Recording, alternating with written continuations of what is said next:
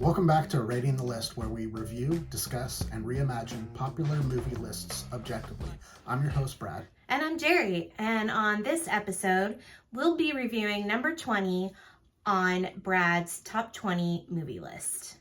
All right, and number 20 is 8 Men Out, released in 1988, written by Elliot Asanoff and John Sayles, directed by John Sayles, and edited by John Tintori, starring John Cusack, Clifton James, and Jace Alexander.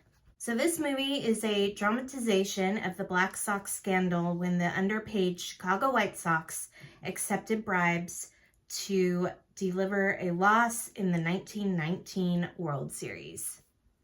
Okay. All right, so I guess the question is, why do you think this is on my list? Okay, so a couple reasons. One is I know that you really enjoy movies that are mostly about like human experiences, showcase people's flaws, good people doing bad things, and the legend and hero journey, and it's about baseball. So I think this movie has kind of everything, all that encompassed in it. I also think that last scene is one of your favorite scenes in the whole picture, where Shoeless Joe Jackson is playing in like a minor league baseball game, and the people in the stadium are saying, "Oh, I think that's Shoeless Joe Jackson," and John Cusack is there because he plays one of the players that played with him, and he's like, "Oh no, that's not him." He's saying that because he doesn't want to take that away from Shoeless Joe, right? So yeah, I think that is one of the big reasons why you like it. Yep, that's kind of nailing it. So, John Sayles is a independent American filmmaker. He made most of his movies in the 80s, the 90s, and early 2000s. He hasn't made one in a while. But I just really like the way that he tells stories. I like the way that he really has very rich characters. Even like in this movie, I mean, these are real people. Also, a big thing, like a big throughput on almost all of his movies is about labor and like the exploitation of labor by corporate forces. Both my parents are union members, so the plight of labor has always been like a strong force in my family. So, and he really explores that stuff. Like this movie isn't just about it could have very easily just been about these 8 guys who decided to take a dive and cash some money, but what really happens is you really figure out why they're doing it. Mm-hmm. These guys are underpaid and underappreciated by Charlie Comiskey, who's the White Sox owner at the time, and that's really what the story is about. It's really about oppressed people making a decision that on the surface looks really, really bad, but at the same time it's like, yeah, what are you kind of supposed to do when the money doesn't spoiler alert, trickle down in economics never works. And that's one thing that I noticed too, is like I have the understanding of why they did it. It wasn't just because they had nothing better to do. They really needed the money, so they all could use the money that they were. And one of my favorite facts about this movie is this is the one feature film that John Sayles made where he was working with a studio. So most of the time he is completely independently financing his movies. This was the one where he kind of had to, kowtow to studio control, and to keep his director's cut of the movie, it had to be under 2 hours long. What do you think the running time of this movie is? Yeah. This movie's running time is 1 hour, 59 minutes, and 59 seconds. That's just a baller move. Perfect. That's just a baller move. I love that so much about about him. I really, really enjoy his movies. There's, spoiler alert, there will be another John Sayles movie on this list, on my list at some point. So. I think there's 2 more. No, I think it's just one. Oh, okay. But anyway, I really, really enjoy this movie. So, what was your takeaway? Yeah, I know you'd seen this before. Uh-huh. We didn't rewatch this one too recently because we just watched it on our sports list. Yes. But, what was your takeaway this time? Did it change at all for you? Well, when I originally watched this movie, I was young. I mean, it was 1988. I'm sure I saw it probably that year. I had no clue as to why they did what they did. So now, in watching it and seeing it and trying to, I think too, even from our sports list, just trying to understand why it's on your list kind of gave me a different way to process what I was watching. I know that you probably really appreciated how authentic it felt, with the costumes and the feel of the time. It was really like you were in the early 1900s, understanding why they all did it. Also, the whole thing with why, they were all really good men. Most of them were good men, but they did a bad thing. But because of their circumstances in life and how underpaid they were, you understand why this happened. And you kind of have sympathy for them. All these guys really loved playing baseball. And, after they were caught, they were banned from playing, which is really sad. And, to me, I look at teams now that get paid, players that get paid astronomically more money than these guys did.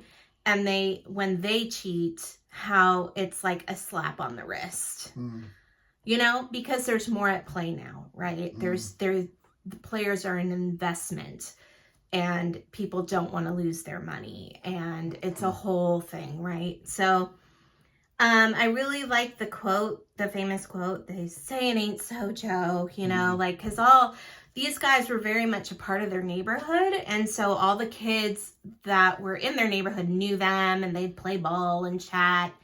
And so in understanding that they cheated the system, these kids were devastated. They were like, what? This guy's from my neighborhood and he just, gutted me with it. And that was the thing too back then.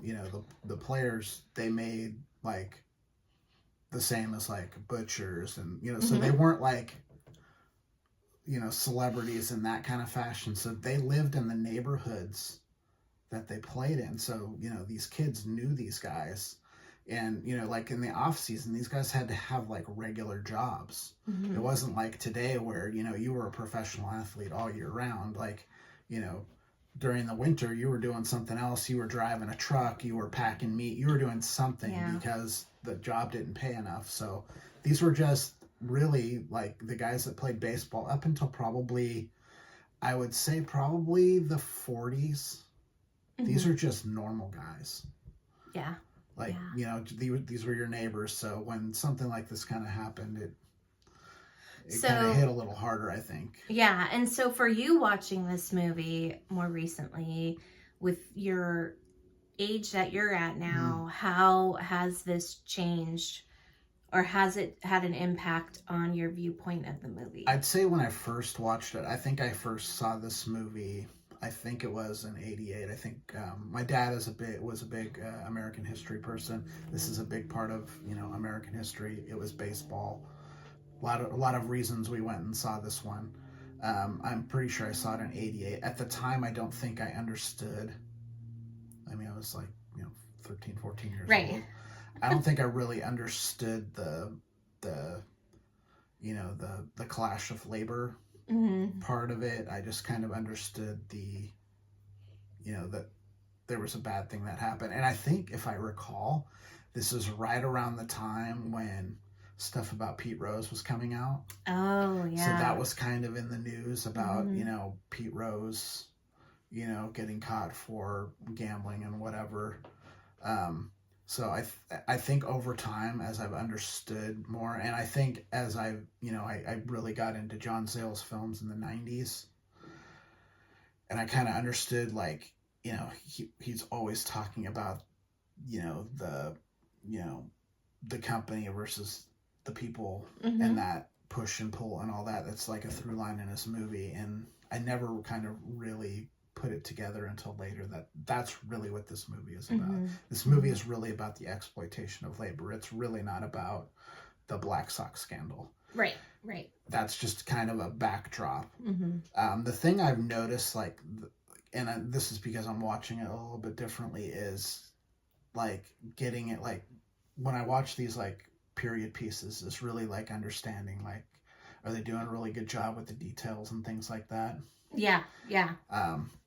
And I think this film does like a really, really good job Yeah. of that. Yeah, it's a good movie. My rating of this movie was a 54.4 score. It was a good movie. It didn't grasp me as much as I think it does Brad, but it is still an enjoyable movie. It's a little slow for me, but other than that, you know, the story and the way it was written was well done. Yeah. So for me, I think John Sayles is a really underappreciated American filmmaker that a lot of people haven't seen several of his movies.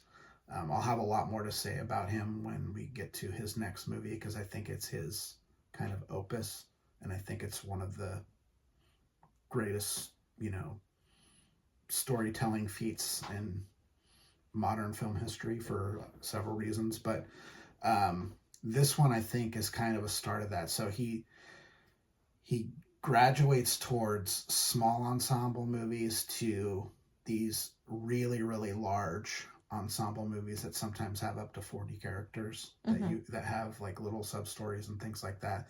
So this is kind of the beginnings of that. So this movie's 88, that movie takes place in 96. So in that, you know, that 8-year period, he's, you know, he kind of hones his craft a little bit, and I think it's a really interesting thing to watch when you go back to it. Cool. Do you have anything else to say about this movie? No. All right. So to number 20, I scored it a 54.4. If you have any questions or any comments about this movie, please leave a comment on this video. If you would like to email us directly, please do so at ratingthelist@gmail.com. I think that's it for now. I'm Jerry. I'm Brad. And we're Rating the List. We'll see you next time. Bye. Bye.